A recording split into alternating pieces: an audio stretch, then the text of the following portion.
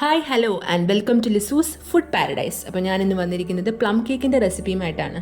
Okay, ഞാൻ 2 ദിവസം മുന്നേ പ്ലം കേക്ക് സോക്കിംഗ് വീഡിയോ ഇട്ടിരുന്നു. അപ്പോൾ കാണാത്തവരെല്ലാം പോയി കാണുക. ഈ പ്രാവശ്യം എന്തായാലും എല്ലാവരും ഒന്ന് വീട്ടിൽ ട്രൈ ചെയ്ത് നോക്കുക. വളരെ ഈസി ആയിട്ട് എല്ലാവർക്കും കേക്ക് ഉണ്ടാക്കാൻ പറ്റും. അത്ര ടഫായിട്ടുള്ള കാര്യമല്ല കേക്ക് ഉണ്ടാക്കാൻ പറ്റുന്നത്. എനിക്ക് ഉണ്ടാക്കാൻ പറ്റുന്നെങ്കിൽ ഉറപ്പായിട്ടും നിങ്ങൾക്ക് എല്ലാവർക്കും, ഇത് കണ്ടുകൊണ്ടിരിക്കുന്ന എല്ലാവർക്കും ഉറപ്പായിട്ടും ഉണ്ടാക്കാൻ പറ്റും. അപ്പോൾ നമുക്ക് വീഡിയോയിലേക്ക് പോകാം. ആദ്യം തന്നെ ഒരു പാത്രത്തിൽ 50 ഗ്രാം ബട്ടറാണ് ഞാൻ ഇട്ടിരിക്കുന്നത്. അത് നല്ലപോലെ അടിച്ച് സോഫ്റ്റ് ആക്കി എടുക്കുക. നമ്മൾ എടുക്കുമ്പോൾ ശ്രദ്ധിക്കേണ്ട കാര്യം എല്ലാ ഇൻഗ്രീഡിയൻസും റൂം ടെമ്പറേച്ചറിലുള്ളതായിരിക്കണം. പിന്നെ നമ്മളെല്ലാം ഒരേ ഇതിൽ തന്നെ അളന്നെടുക്കാൻ ശ്രമിക്കുക. പിന്നെ 2 മുട്ടയാണ് ഞാൻ ഇട്ടിരിക്കുന്നത്, കോഴിമുട്ട. ഒരിക്കലും താറാമുട്ടയോ നാടൻ മുട്ടയോ ഇടാനായിട്ട് പാടില്ല. അതിനൊക്കെ ഒരു പ്രത്യേക സ്മെല്ലുണ്ട്. അപ്പം നമ്മൾ താറാമുട്ടയോ നാടൻ മുട്ടയോ എടുക്കരുത്. നമ്മുടെ കോഴിമുട്ട, വൈറ്റ് കോഴിമുട്ട മാത്രമേ എടുക്കാൻ പാടുള്ളൂ. അതിട്ട് നല്ലപോലെ നല്ലപോലെ സോഫ്റ്റ് പീക്സ് വരുന്നവരെ ബീറ്റ് ചെയ്തെടുക്കുക. നല്ലപോലെ മിക്സായി വരുന്നവരെ. അപ്പോൾ നമുക്ക് ഇത് ബീറ്ററില്ലെന്ന് പറഞ്ഞാൽ ആരും വിഷമിക്കേണ്ട. നമുക്ക് വിസ്ക് വെച്ചായാലും ചെയ്യാം. പിന്നെ ഞാൻ എടുത്തിരിക്കുന്നത് 3/4 കപ്പ് പഞ്ചസാരയാണ്.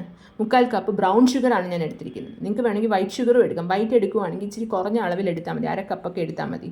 ബ്രൗൺ ഷുഗറിന് ഇച്ചിരി മധുരം കുറവാണ്. ഓക്കെ, അപ്പോൾ അതുകൊണ്ടാണ് ഞാൻ കുറച്ച് കൂടുതൽ ക്വാണ്ടിറ്റി എടുത്തിരിക്കുന്നത്. 3/4 കപ്പ് എടുത്തിരിക്കുന്നത്. അര കിലോ കേക്കിൻ്റെ അളവാണ് ഞാൻ പറയുന്നത്. വൈറ്റ് ആണെങ്കിൽ നമ്മൾ 1/2 കപ്പ് പഞ്ചസാര എടുത്താൽ മതിയാവും, പൊടിച്ച പഞ്ചസാര. ഓക്കെ, എന്നിട്ട് ഞാനിവിടെ എടുത്തിരിക്കുന്നത് 3/4 കപ്പ് മൈദയാണ്. അപ്പോൾ കപ്പ് അളവെന്നൊക്കെ പറയുമ്പോൾ 240 ml ആണ്. 240 ml ആണ് കേക്കിൻ്റെ കപ്പ് അളവെന്ന് പറയുന്നത്. ഒരു കപ്പ് എന്ന് പറഞ്ഞാൽ 240 ml ആണ്. നിങ്ങൾക്ക് കേക്കിൻ്റെ ഷോപ്പിൽ പോയാൽ എല്ലാ കപ്പും നമുക്ക് വാങ്ങിക്കാൻ കിട്ടും. 1/2 കപ്പ്, 1 കപ്പ്, 3/4 കപ്പ് ഇങ്ങനെയുള്ള കേക്കിൻ്റെ. പിന്നെ ഞാനിവിടെ എടുത്തിരിക്കുന്നത് 3/4 ടേബിൾ സ്പൂൺ ബേക്കിംഗ് സോഡയും 1/2 ടേബിൾ സ്പൂൺ ബേക്കിംഗ് പൗഡറുമാണ്.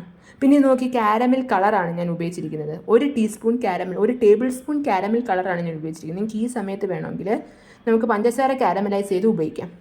അതിനേക്കാൾ നല്ലൊരു കളർ കിട്ടുന്നത് ഈ കാരമൽ കളർ ഉപയോഗിക്കുമ്പോഴാണ്.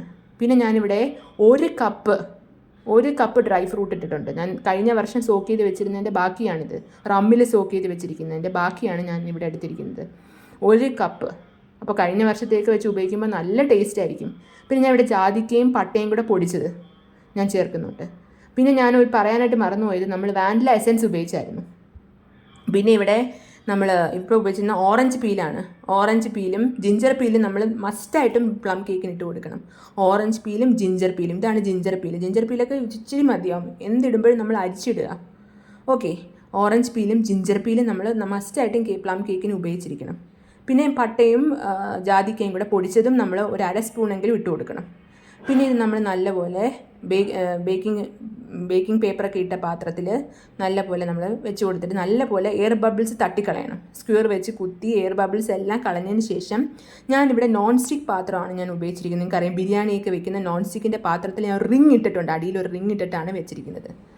അപ്പോൾ 1 മണിക്കൂർ എടുത്തു. ലോ ഫ്ലെയിമിലിട്ട് വേണം ബേക്ക് ചെയ്തെടുക്കാൻ. അപ്പോഴാണ് നല്ല ഇതായിട്ട് ബേക്കായി വരുന്നത്. അപ്പോൾ എല്ലാവരും ഷുവറായിട്ട് ഇതൊന്ന് ട്രൈ ചെയ്ത് നോക്കുക. എന്നെ ഫീഡ്ബാക്ക് അറിയിക്കുക.